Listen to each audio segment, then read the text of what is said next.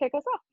Yeah, cool. Thank you very much. I will share the screen. Cool. Yeah. So I think I'd love to get questions and thoughts as we go through. Obviously, there's time etched out, and I'll be back in on Sunday as well, and we can chat at any point over any medium. I'm on all of them.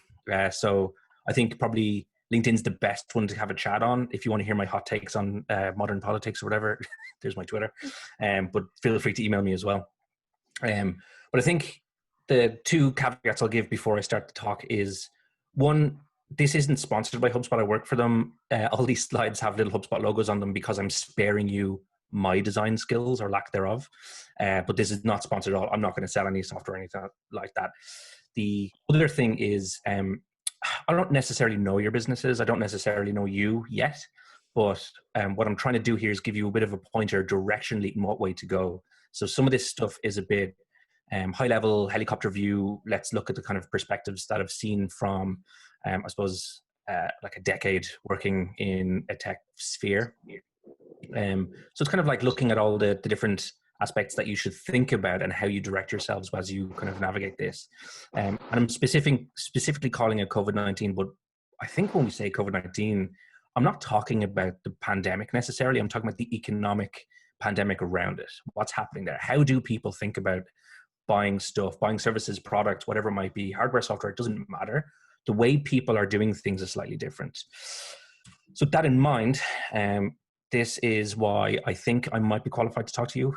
So I did all the engineering stuff back in the day. I passed my exams, but I'm bad at it, so I didn't continue down that path. That's why I manage people instead. As mentioned 2 seconds ago, I joined HubSpot in 2012. That was when they just began the international expansion of the business. It was a startup. It had raised money from private capital, from VCs, all that kind of stuff. We were a couple of years away from any semblance of real money, profitability, IPO, all that stuff, but we got there. So to paint a picture, that office was, I think, made of Lego, and it was a place that had featured Nerf guns and shots in the morning. That's how different it was. Went public a couple of years later, and I think that's one of the things, you don't know it until it happens, or you don't really digest it till later. But if I was to recommend any experience for anyone in the startup world, pay attention to companies that are going through an IPO phase, because the amount of changes and stuff you have to implement, that's where you stop being a startup and start being like some other version of your company. And it's just a really fascinating look into how cultures change. And there's a lot of change that happens there.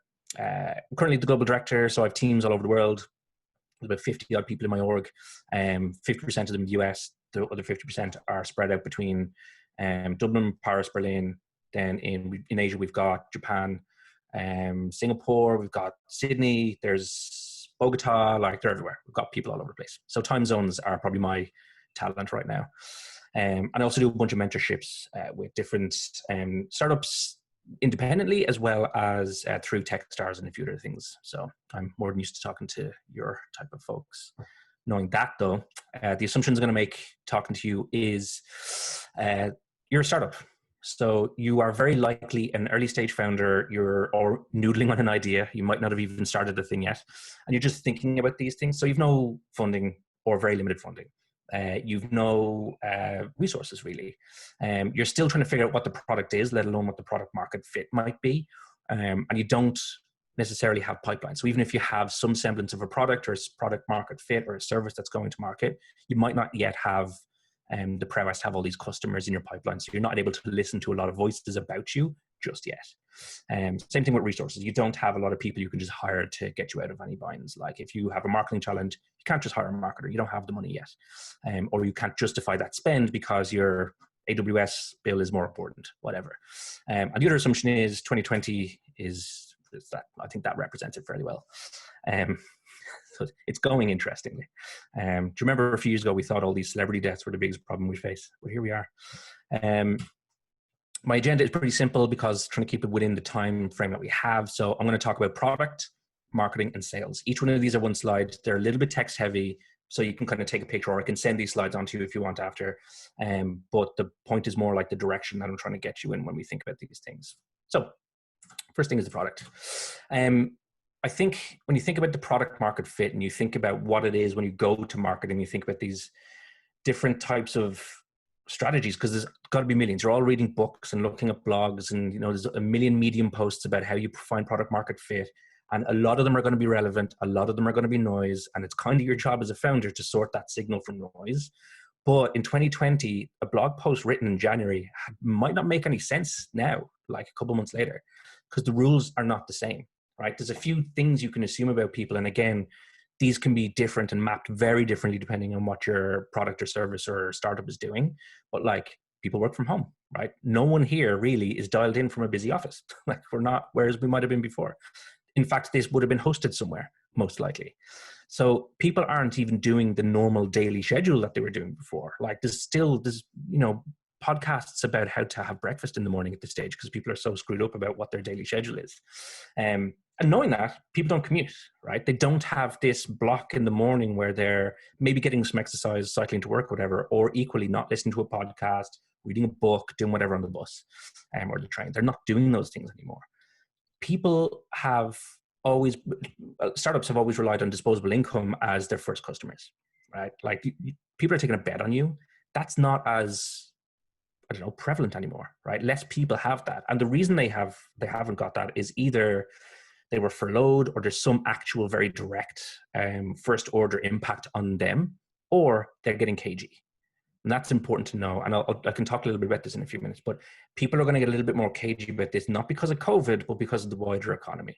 A simple example would be €1 trillion is being put on the table from the European Union to feed down and help bail out companies.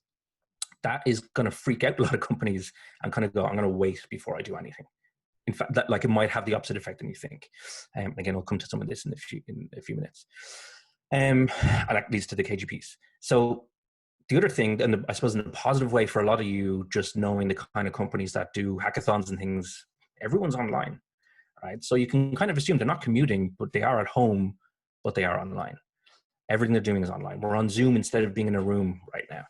So that's a big assumption you have to make about everyone. That's one of the reasons that one of the big success stories out of this is obviously Zoom, but another one is anyone dealing with e-com, like Shopify are storming it right now. Because everyone's now at home, they have to buy online, all those things. I think I've given more money to Parcel Motel this last month than I've ever given them in my entire life. And the other two assumptions we can make is Jeff Bezos is now the wealthiest man in the entire known universe, and Elon Musk is having a midlife crisis. Those are two things that we can consider. But I think the big thing is the market is different now than it has been ever.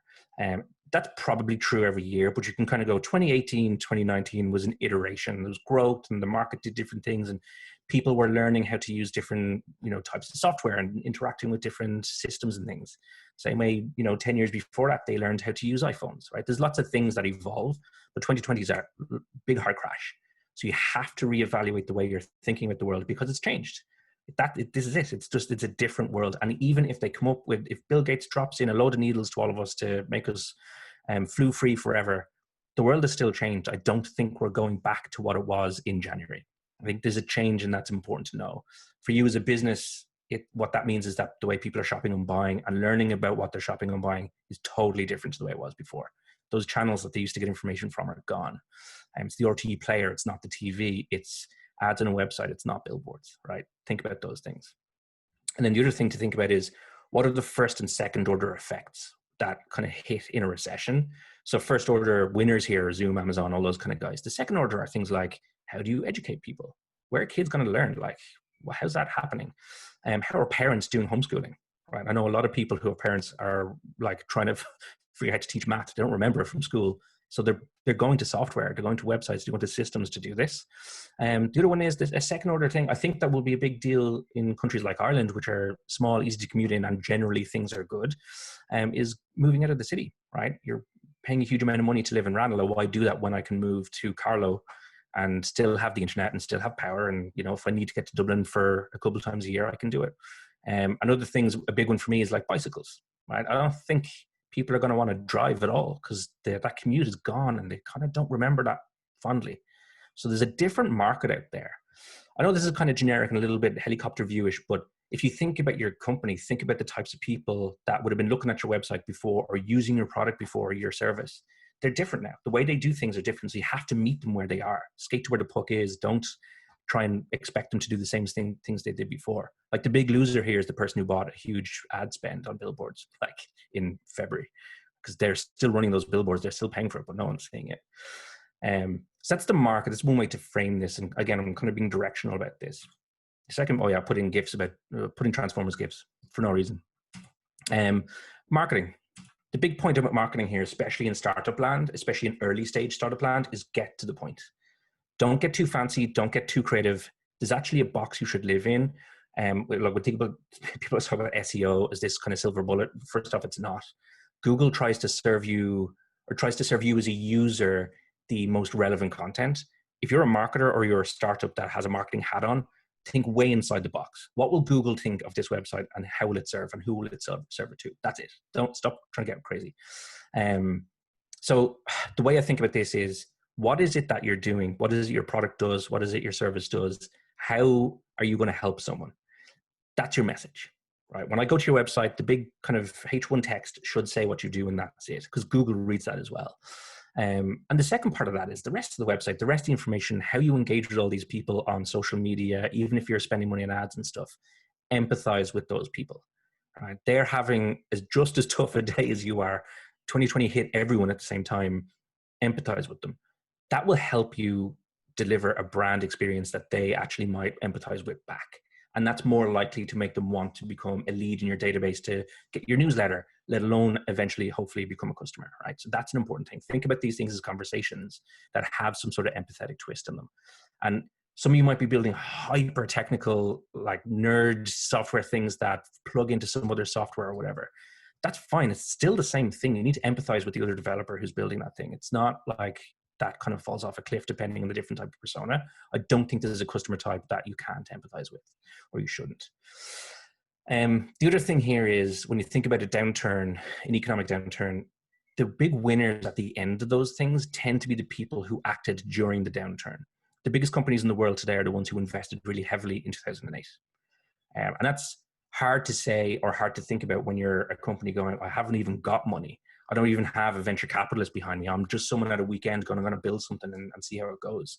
But the fact that you're investing your time into building a thing is part of that experience. It doesn't have to be money.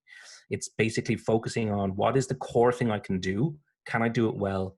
This is the right time to start doing those things. It's kind of the thing where I think if any tech companies start laying people off, hopefully that doesn't happen. But if any of those things happen, I think the result will be a million really good startups. I think that's what happens. This is when you start thinking about that. It's the same thing if you have a customer or prospect. As you talk to them, they're going to want to get ahead of the curve as well. If they have any future vision or any strategy in the back of their bone, they're going to be thinking about the fact that if I do something today, it will be way better by the time we come out of whatever this curve looks like. And that's actually what you help sell. You talk to them about that. The other thing is, you got to think about who you're selling to, right? You don't boil the ocean. This is actually a huge mistake most startups make. They make this really generic statement on their website, really generic subheaders that try and catch all. Don't do that. You're not going to boil the ocean. Focus on the person that you want to have as a customer, the person who will get the most out of your product or service, and attract them. Don't worry about everyone else. So strategize around who the ideal person is that you want to have as part of your customer list, right? And we call them personas because it's not an actual person. It's the idea of a person. It's not a man or a woman. It's just this person with traits, right? It could be someone who has kids, who lives in a particular area or whatever, but they're not an individual that you're actually trying to target. They're the type of person you're trying to target. The last two here, I think they're slightly conflicting actually, but one of them is, if you have the money, don't be afraid to spend it. Money actually devalues in a recession, so don't be too precious about it. But if you think it will help accelerate your message by putting some money into Facebook ads, do it. If you have it, do it. That'll help build your database. It'll help you get ahead. It gives you the leg up that you need. Don't get too cagey with this stuff. And then the other piece is, like, what's a feature or bug of your customer strategy? Maybe the spending of ads is a bug. Maybe that's not the most benefit thing in the world, most beneficial thing to your business. Don't do it then. Right? You actually need to write down all the things you're doing on a whiteboard or a digital whiteboard and figure out what's working, what's not working, and what you need to do in the future. And that's really important. And it's the thing where, as you think about how you attract the right people into your website, it's the channels, right? So it's a website, it's ads, it's social media, it's all those kind of things, or it's uh, one of those things, right? It doesn't have to be everything. Like I said, don't boil the ocean. If your perfect ideal persona isn't on Twitter, stop going to Twitter. Like, it doesn't matter. If you're not selling clothes, Instagram's probably not the place for you right now. Those are the kind of things to think about as you go through it. It takes time, though. You got to strategize around these things. This is why in the future, if all of this works out, you'll have a VP of marketing and they will worry about this stuff. That's the gig. And you might be thinking, I'm just a small startup. I'm just building a little app that does something small. You still need to think about the kind of users you're going to get and being able to figure out where those users are and how you're going to market to them. That's a big part of it. The other thing I'll say is very kind of a bit of an aside is build a database. Like, even if you're using a free tier of MailChimp or whatever it is, actually build a little database in some sort of way you can communicate with those folks. So you can send them, even if it's newsletter content or whatever, but build the brand and keep them engaged. I'll talk about that in a second. There's Megatron as a gun. Sales piece. So this is my final kind of moment. This is tough for startups. If you've got a sales strategy, it's generally just like someone said, I want to buy, and I sold to them. That was the end of that. No one really thinks about sales and actually going to market and talking to people and getting them over the line and actually charging money for a product or service. So kind of wanted to just kind of, again, directionally point you somewhere with this stuff. So the first one is develop some sort of sales process. Think about what that is. That could be the flow on the website, right? It could be just like getting to the Stripe payment link, or it could be how you get to the point where you talk on the phone to someone, right? It doesn't matter what it is, but just develop what that process looks like so you have an ideal view of it. So if someone on your website or in your app or somewhere presses a button to say, I'm interested in this, you know what to do. Right? Don't leave it to chance that someone might want to buy or whatever. Like, have the conversation with them, even if it's a virtual conversation to get them on a Stripe page. Just charge people. Like, I'm sure everyone says this all the time, and every time I do a hackathon thing or talk to startups, it's like, it feels like I'm telling them I'm opening Pandora's box or something. Like, just charge for your thing. People don't value things that are free. Like, Donald Trump doesn't value Twitter right now because it's free, right? This is the gig. Charge. But if you charge, don't discount. When someone comes along and say, that's a bit much, it's 2020, COVID-19, don't figure out in your sales process that 10% is the buffer you're happy with. If your price is €10 a month, cool. Don't go below that if someone asks for it. Like, charge for your product and genuinely charge for it. The second thing is, or the other part of this is, drive a bit of urgency. Like, make the website look or feel like they need this now. This is a problem that they will solve. If they don't solve it today, someone else in their competitive sphere will solve it for them, and that person will overtake them. Same thing as I was talking about before. In a downturn, you have this issue where the people who invest do really well at the end of this if they can survive. The people who die off are the people who pause, right? And you need to sell the thing that you're doing as the antithesis of pausing. So do that. And the way you do that is delivering the ROI, tell them what they'll get out of this, how they'll grow their business, or do whatever it is that you're asking them to do with your product, service, or whatever it is.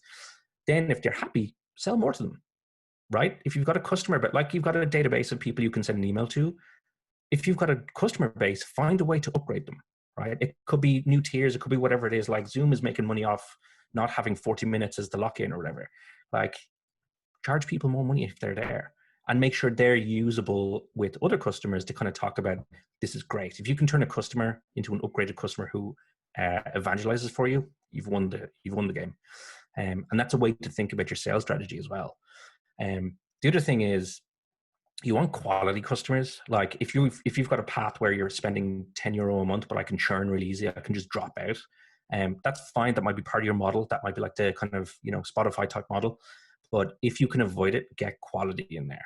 Longer term customers will give you better feedback. They'll tell you what they want from it. They'll help drive your product strategy. They'll be long-term customers, but they'll importantly drive more customers to you, because they'll be the evangelist you want. You want someone in a year's time to go, I grew my business because I used this thing. And that's like, there's no marketing budget in the world that can pay for that. So that's really important. The other thing is, build your money. Like, charge people, build it up, put it in the bank, and put it away. Like, sales should be part of your conversation as you think about a startup or as you think about building something. VC money is going to become tight. Banks are going to get tighter. Debt is not cheap. It's cheap today, it won't be tomorrow. So building up a bank account with money in it that you can use in the future because you sold to customers is going to be the most valuable thing in the world. But even if we come out of this in 2021, January 1st, we're all good, we've got a vaccine and everything's fine, we're all back to a different version of the world, the money in that bank will stand to you really well. like build that buffer. There's any good founder right now, I'm seeing that on Medium and Twitter and everywhere else, they're just saying have cash in the bank, and find out what the acceptable buffer is in your bank account as well. So work towards that. So what did I do? Is this rollout? I think this is rollout. There you go. That's my gift for that one. And I think the main message I'm trying to make is 2020 is a mess. It's a weird year. We'll all write books about this in the future. There'll probably be movies about it somewhere. But it is what it is. You just have to accept that it's messy, that there's something odd going on, and it's not going back to normal tomorrow. Like, you got to react to it. It's just a mess. The first line of defense then is adapting. Like, figure out what your strategy is, figure out what you want to do, figure out what you can do to help other people. That's why you're trying to go do a startup. Like, figure out what that is and adapt to it. But then also, if you want this to last longer than this weekend, build a strategy. Like, think about who your customers are, build a marketing process around it, build a sales process around it. It can be 10 slides or 5 slides or something in a thing that's just for you. That's okay. But at least you're thinking about it. And then just do what you can. Like, do what you can, do what you like, enjoy it. If you don't enjoy it, then you're not gonna actually make it successful. Make sure the thing you're doing is enjoyable to you and that you're passionate about it. And that's gonna help you a lot. I don't know what gift I did here. They're dancing. Look at that.